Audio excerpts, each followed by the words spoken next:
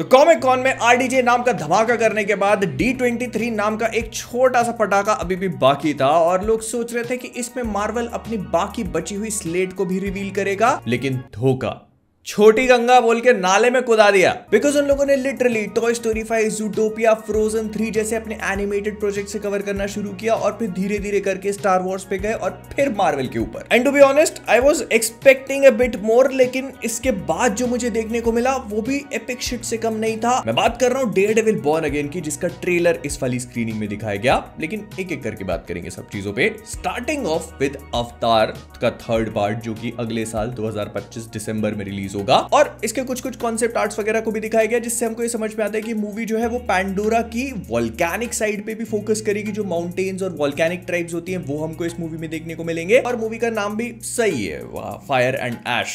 समझ में आ रहा है कि मूवी में क्या होगा। फिर इसके बाद और भी काफी सारी चीजें दिखाई गई, लेकिन उनको अगर हम रोस्ट वॉस्ट में कवर करें तो ज्यादा बेहतर होगा, कंटेंट भी तो चाहिए उसके लिए। बट देन स्टार्ट होती है मार्वल की पैनल और इससे थोड़ी बहुत एक्सपेक्टेशंस थी। तो केविन फाइगी जी स्टेज पे आए और उन्होंने एक एक करके अपनी जो अगले साल के अपकमिंग प्रोजेक्ट से उनके बारे में बात करना शुरू करी। तो उस लिस्ट में सबसे पहले आता है captain America brave new world का पैनल, जो मूवी अगले साल की सबसे पहली मार्वल मूवी होगी, फरवरी में रिलीज होने वाली है। और इसमें हम लोग हैरिसन फोर्ड के थंडरबोल्ट रॉस को एक बार फिर से देखते हैं, जो प्रेसिडेंशियल स्पीच दे रहे होते हैं और उसमें वो एडमेंटियम का फिर से मेंशन करते हैं और बताते हैं कि उसको वो लोग उस सेलेस्टियल से माइन करने की कोशिश कर रहे हैं, जो मोस्टली इस पूरी मूवी के प्लॉट को सम अप कर देता है। मतलब वो जो तैमुत है उससे ये लोग एडमेंटियम को निकालने की कोशिश करेंगे एंड उसी वजह से जापान और यूएस के बीच में जो टेंशंस होंगे वो और भी ज्यादा बढ़ने लगेंगे एंड कैप्टन अमेरिका जो हमारे सैम विल्सन है वो उसके बीच में फंसेंगे। We already talked about it, but उसके बाद हमको रेड हल्क की एक और प्रॉपर झलक देखने को मिलती है। ऑफ कोर्स इसकी कोई भी ऑफिशियल फुटेज कहीं पर भी अवेलेबल नहीं है, तो आप अपने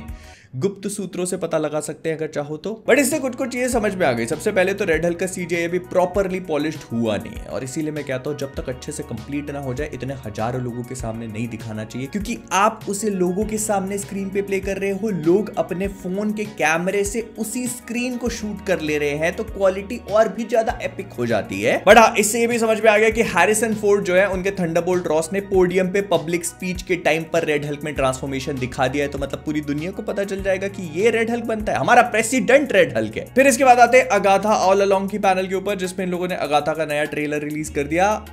I don't know, I am still not feeling it yet. मुझे शायद और थोड़ा समय, may be when it releases, कुछ ही समय की बात है, एक आध महीने में रिलीज हो जाएगा।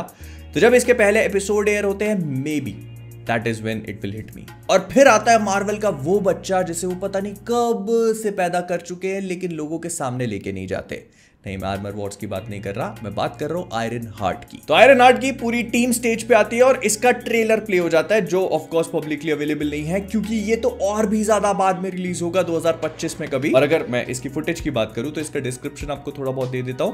तो इसमें हम लोग रिरी विलियम्स को देखते हैं, जो वकांडा फॉरएवर में लास्ट देखने को मिली थी एंड ये फुटेज भी वहीं से स्टार्ट होती है, जब शूरी उसको कहती है कि बेटा वो आर्मर वापस कर देना वाइब्रेनियम वाला। And Riri Williams is heart broken, क्योंकि उसको एक्सपेक्टेशन नहीं थी कि मेरे से ये चीज वापस मांग ली जाएगी। तो जब वो वापस पहुंच के जाती है अपने MIT में, तो उसके जीवन का एक ही मकसद है और वो है एक नए आयरन मैन जैसे आर्मर को क्रिएट करना, जो कि बच्चों का खेल नहीं है। उसके लिए चाहिए माल रोकड़ा, तो वो उससे पूरी तरह ऑब्सेस्ड हो जाती है। एंड देन उसकी मुलाकात होती है पार्कर रॉबिन से, जो प्रोबेबली इस पूरे शो का मेन विलन होगा, अगर मैं अभी नहीं करते इस बारे में बात। तो पार्कर रॉबिन्स रिरी विलियम्स को एक आसान रास्ता दिखाता है, लेकिन उसके लिए उसको करनी पड़ेंगी कुछ शेडी चीजें, जो उसको एक्चुअली करनी ही पड़ती है, क्योंकि उसको MIT से एक्सपेल कर दिया गया है। तो फिर वो पार्कर की गैंग को ज्वाइन कर लेती है और उसके बाद हमको कुछ ऐसी चीजें दिखाई जाती है, जैसे वो कहीं पर हाइस्ट कर रही है, कहीं रॉबरी कर रही है, all to get that suit. And then we also see her in an Iron Man suit या आयरन हार्ट सूट, जो ठीक लगा मुझे। मतलब personally it does not look as bad as Wakanda forever. But साथ में भी पता चलता है कि पार्कर रॉबिन्स के साथ में अलग लफड़ा चल रहा है। ऑफ कोर्स हो गई, वो इस पूरे शो का मेन विलन है, जिसका नाम द हुड है। And the most interesting thing is कि उसको अपनी पावर्स ऐसी हवा में नहीं, एक्चुअली हवा में ही मिलती है, क्योंकि वो सुपर नेचुरल और मैजिकल प्लेन पे ऑपरेट करता है। बट देखना ये है कि ये लोग इसको किस तरह से पुल ऑफ कर पाते हैं। फिर इसके बाद ये पैनल चेंज होती है और हमको देखने को मिलती है फैंटास्टिक 4 की एक पैनल। लेकिन इसके बाद हमको कास्ट की एक पूरी की पूरी वीडियो दिखाई जाती है, जहां पर वो एक टेबल पे बैठे हुए हैं लाइक अ फैमिली, जो कि फैंटास्टिक 4 होने भी वाली है। मार्वल इसको अपनी पहली फैमिली की तरफ प्रमोट कर रहा है और बाकी सारी चीजें तो ठीक है, लेकिन यहां पर जो सबसे इंटरेस्टिंग चीज थी वो था जॉनी स्टॉर्म। मतलब जोसेफ क्विन का जॉनी स्टॉर्म जो है वो अपने फैंटास्टिक 4 की कॉस्ट्यूम में बैठा हुआ है और इनिशियली तो मैंने सोचा कि ओके, बट फिर ग्रेजुअली मुझे ये चीज समझ में आनी शुरू हुई कि मूवी किस तरफ इशारा कर रही है। मूवी 1960s की कहानी है एक ऑल्टरनेट यूनिवर्स में, जो कि एक रेट्रो फ्यूचरिज्म वाले कॉन्सेप्ट को दिखाने की कोशिश करेगा and it looks good. But इसमें और भी कई सारे एंगल्स इंक्लूडेड है। अगर आप इसको कॉमिक बुक्स के ज्ञान के हिसाब से देखने की कोशिश करोगे तो फैंटास्टिक फोर के जो सिल्वर एज कॉस्ट्यूम्स हुआ करती थी वो इस पे काफी ज्यादा हेवीली रिलाई करती थी कि जो भी उनकी नेकलाइंस होंगी या फिर उनका फोर का जो लोगो होगा, इसको ये लोग व्हाइट कलर से हाईलाइट करते थे, including the white gloves and the white boots. तो ये उससे काफी हेवीली इंस्पायर्ड है। इनफैक्ट जो एनिमेटेड शोज आते थे 90s में फैंटास्टिक फोर के, वो भी इसी तरह के सूट्स को पहना करते थे। उसके भी ऊपर से 1994 में फैंटास्टिक फोर के कैंसिल्ड मूवी थी,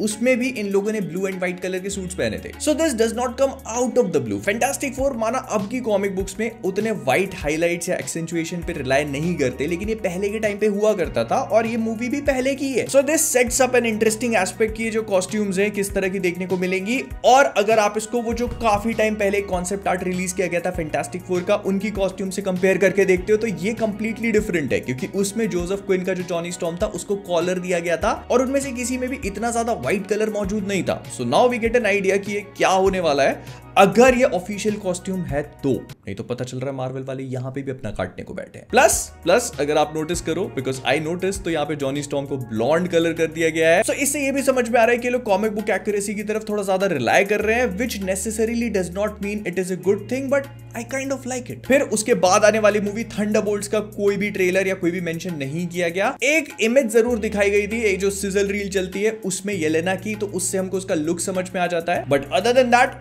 नथिंग।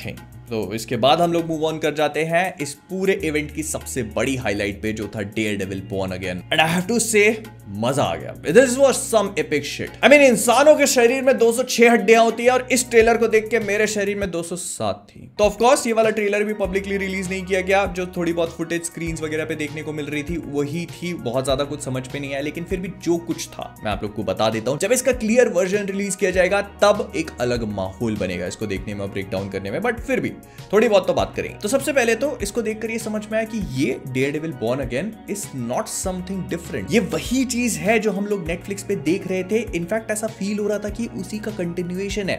सीजन 3 के बाद जो स्टोरी छोड़ी गई थी, सीजन 4 मतलब डेयरडेविल बॉर्न अगेन उसी को पिकअप करके आगे बढ़ रहा है, because we kind of see the same characters here. सारी की सारी चीजें नॉर्मली चल रही होती है। हमको ये समझ में आने लगता है कि मैट मर्डॉक जो है उसकी किंग पिन के अगेंस्ट, मतलब जो हमारा विल्सन फिस्क है, उसके अगेंस्ट एक डेविड वर्सेस गोलायत की बैटल होगी, बिकॉज अब विल्सन फिस्क जो है वो न्यूयॉर्क के मेयर बन चुके हैं और उन्होंने प्रोबेबली जितने भी विजिलेंटीज हैं उनके अगेंस्ट में कुछ कैंपेनिंग वगैरह शुरू कर दी है, जो कि मैट मर्डॉक और बाकी सारे सुपर हीरोज के लिए चीजों को थोड़ा सा मुश्किल कर देता है। And then we see the punisher. It was a surprise for me, I will be very honest. John Bernthal के पनिशर को इस वाले लुक में देखना आई वाज नॉट एक्सपेक्ट। दाढ़ी बड़ी हुई है, वो मैट को देखते ही उसको ऐसे दीवार में ठोक देता है। मैट कहता है कि ज्यादा गुस्सा करने की जरूरत नहीं है, पहले जो हैचेट पकड़ रखी है उसको नीचे फेंक दे। फिर किंग पिन और मैट मर्डॉक एक डाइनर में बैठे हुए हैं और उनके बीच में एक टेंस कन्वर्सेशन हो रही है, जिसमें मैट मर्डॉक उससे कहता है कि अगर तुम सही रास्ते पे चलोगे तो बाकी सारी चीजें तो ठीक है, लेकिन अगर तुमने गलत रास्ता चुना तो मैं तुम्हें नहीं छोड़ूंगा। और ये सुनकर किंग पिन उससे कहता है कि ये बात मुझे मैट मर्डॉक बोल रहा है या फिर उसकी डार्कर साइड। तो मतलब टेंशन और केमिस्ट्री बहुत ज्यादा पैल्पेबल है। एंड देन हम लोग डेयरडेविल के कुछ एक्शन सीन्स देखते हैं जो एक्चुअली वैसे ही हैं जो हम इतने लंबे टाइम से देखते आ रहे हैं। कुछ ऐसे ओवर द टॉप देखने को नहीं मिला जैसे हम लोगों ने शी हल्क में देखा था। It was the same R rated brutality जो हम लोगों ने नेटफ्लिक्स के डेयरडेविल के साथ में विटनेस करी थी, and it looks really cool. But इसके अलावा और भी कुछ कैरेक्टर्स देखने को मिले, जैसे एक व्हाइट टाइगर था और इसके बारे में बहुत ज्यादा कुछ तो नहीं दिखाया गया, बस इसका थोड़ा बहुत लुक रिवील किया गया। फिर इसके बाद एक म्यूज दिखाया गया जो प्रोबेबली इसमें एक नेगेटिव शेड में दिखाया जाएगा, एंड बोलना पड़ेगा मस्त लग रहा है भाई देखने में। और फिर इसके बाद कुछ और एक्शन सीक्वेंसेस होती हैं और फिर दिखाया जाता है कमाला के पापा जो हमको मिस मार्वल में देखने को मिले थे और उसके बाद सैडली द मार्वल्स में भी। और वो मैट को देखकर उससे पूछते हैं what kind of lawyer are you, और मैट उनसे कहता है अ वेरी गुड वन। कहीं सुनेला सुनेला लग रहा है, बट आई हैव टू से कि मैं इस ट्रेलर को एक्चुअल रियल में देखना चाहता हूं। मार्वल इसको कब ऑफिशियली रिलीज करेगा? आई अंडरस्टैंड कि उन्होंने अभी इसको क्यों रिलीज नहीं किया, वो अगाथा को लेकर हाइप क्रिएट करना चाहते हैं जो उनकी नेक्स्ट रिलीज भी है। और डेयरडेविल बॉर्न अगेन को रिलीज होने में अभी मार्च में रिलीज होगा, वो तो अभी कई महीने बाकी है। And in case you guys haven't notice, तो ये लोग डिज्नी प्लस की जो मार्केटिंग होती है, मतलब जो उनकी सीरीज की मार्केटिंग होती है, उसको मूवीज की तरह नहीं करते। जनरली एक मूवी के ट्रेलर को या टीजर को 6 या 7 महीने पहले ड्रॉप कर दिया जाता है, जैसे ब्रेव न्यू वर्ल्ड को कर दिया गया। But on the other hand जो डिज्नी प्लस का शो होता है उसकी ट्रेलर को उतना जल्दी ड्रॉप नहीं किया जाता, वो उसे रिलीज के जितना क्लोज एज पॉसिबल होता है तब ड्रॉप करते हैं। तो डेफिनेटली कुछ महीने तो हमको वेट करना पड़ेगा इसके ऑफिशियल रिलीज के लिए। एंड अगर मैं इस ओवरऑल कॉन्फ्रेंस की बात करूं तो डेयरडेविल बॉर्न अगेन के ट्रेलर को अगर छोड़ दिया जाए तो नथिंग वाज एक्सेप्शनल, जो मुझे बहुत ज्यादा पीक्ड फील हुआ यहाँ पर। अब बस डीसी फैंडम से कुछ उम्मीदें हैं, हमको निराश मत करना मेरे दोस्त। सो या this was everything Marvel from D23, और बाकी जो भी चीजें हुई हैं उनके साथ मैं आपको मिलूंगा रोस्टवर्स में, क्योंकि this roastverse is gonna be pretty interesting. ऐसा क्यों बोला मुझे भी नहीं पता।